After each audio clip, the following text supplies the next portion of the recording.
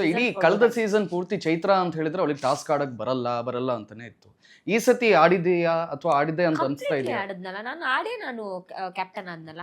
Within first week ಅಲ್ಲೇ ನಾನು captain ಆಗ್ತೀನಿ. ಅದು ಸ್ಪಂದನ ಸೊ ಕಳೆದ ವರ್ಷದ ಎಕ್ಸ್ಪೀರಿಯನ್ಸ್ ಎಲ್ಲ ಈ ವರ್ಷ ಯೂಸ್ ಮಾಡಿದ್ರೆ ಹೆಲ್ಪ್ ಆಯ್ತು. ಅಂದ್ರೆ ಲಾಸ್ಟ್ ಸೀಸನ್ ಅಲ್ಲಿ ಏನೊಂದು ಭಯ ಇತ್ತಂದ್ರೆ ಟಾಸ್ಕ್ ನಮ್ಗಲ್ವೇನೋ, ನಾನು ಫಿಸಿಕಲಿ ಫಿಟ್ ಇಲ್ವೇನೋ, ನನ್ಗದ್ಲ ಸೆಟ್ ಆಗಲ್ವೇನೋ ಅನ್ನೋ ತರದೊಂದಿತ್ತು. ಸೊ ಈ ಸೀಸನ್ ಅಲ್ಲಿ ನಾನು ಹೋಗೋವಾಗ್ಲೇ ಮೆಂಟಲಿ ಫಿಕ್ಸ್ ಆಗಿದ್ದೆ, ಟಾಸ್ಕ್ಗಳು ಎಲ್ಲರಿಗೂ ಆಡೋ ತರದ್ದೇ ಕೊಡ್ತಾರೆ. ಸೊ ಯಾರಿಗೂ ಆಡಕ್ ಆಗದೆ ಇರೋ ತರದ ಟಾಸ್ಕ್ ಖಂಡಿತ ಕೊಡಲ್ಲ ಅಂತ. ಸೊ ಆ ಧೈರ್ಯದ ಮೇಲೆನೆ ನಾನು ಆಡಕ್ ನಿಂತೆ. 7 ಟಾಸ್ಕ್ ಆಡಿದ್ದೀನಿ. 7 ಟಾಸ್ಕ್ ಅಲ್ಲಿ 5 ಟಾಸ್ಕ್ ಅಲ್ಲಿ ಗೆಲ್ತೀನಿ ಅಂಡ್ ಕ್ಯಾಪ್ಟನ್ ಆಗ್ತೀನಿ. ಸೊ ಅದೇ ಕಾರಣಕ್ಕೆ ಉತ್ತಮನೂ ತಗೋತೀನಿ, ಸೂಪರ್ ಆಗಿ ಆಡಿದೆ ಅನ್ನೋ ಕಾರಣಕ್ಕೆ. ಸೊ ಟಾಸ್ಕ್ ವಿಷಯದಲ್ಲಿ ಈ ಸಲಕ್ಕೆ ನಂದು ಯಾವುದೇ ಕಂಪ್ಲೇಂಟ್ಸ್ಗಳಿರಲಿಲ್ಲ. ನಾನು ತುಂಬ ನೀಟಾಗಿ ಆಡಿದ್ದೆ. ನನಗೆ ಕೊಟ್ಟಿದ್ದ ಅಷ್ಟು ಅವಕಾಶಗಳನ್ನು 100% ಎಫರ್ಟ್ ಹಾಕಿ ಆಡಿದ್ದೆ. ಸೊ 2 ಟಾಸ್ಕಲ್ಲಿ ನಾನು ಒಂದು ಬಾಲ್ ರಜತ್ ಜೊತೆ ಕಾಲಿಗೆ ಹಗ್ಗ ಕಟ್ಕೊಂಡು ಬಾಲ್ ತರೋದೊಂದು ಟಾಸ್ಕ್ ಸೋತಿದ್ದು ಬಿಟ್ಟರೆ, ಎಗೇನ್ ರಜತ್ ಜೊತೆನೇ ಟವರ್ ಟಕ್ಕರ್ ಟಾಸ್ಕಲ್ಲಿ ಸೋತಿದ್ದು ಬಿಟ್ಟರೆ ಬೇರೆ ಯಾವ ಟಾಸ್ಕಲ್ಲೂ ಸೋತಿಲ್ಲ. ನಾನು ಎಲ್ಲ ಟಾಸ್ಕಲ್ಲೂ ಗೆದ್ದಿದ್ದೀನಿ. ಓಕೆ, ಈಗ ಹೊರಗೆ ಬಂದವರು ಕೆಲವರು ಹೇಳಿದ್ರು ಗಿಲ್ಲಿಯ ಮಾತು ಓವರ್ ಆಗುತ್ತೆ, ಅದು ತುಂಬಾ ಇರಿಟೇಷನ್ ಆಗುತ್ತೆ.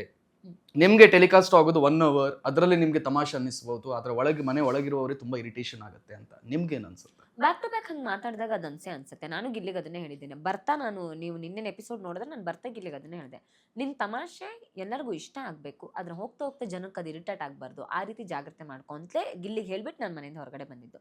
ಸೊ ಗಿಲ್ಲಿ ಅಂತಂದಾಗ ಅವನ ತಮಾಷೆಗಳು ನಿಮ್ಗೆ ಇಷ್ಟ ಆಗ್ತಿಲ್ಲ ಅಂದಾಗ ನೀವು ಸ್ಟಾಪ್ ಮಾಡಬೇಕು.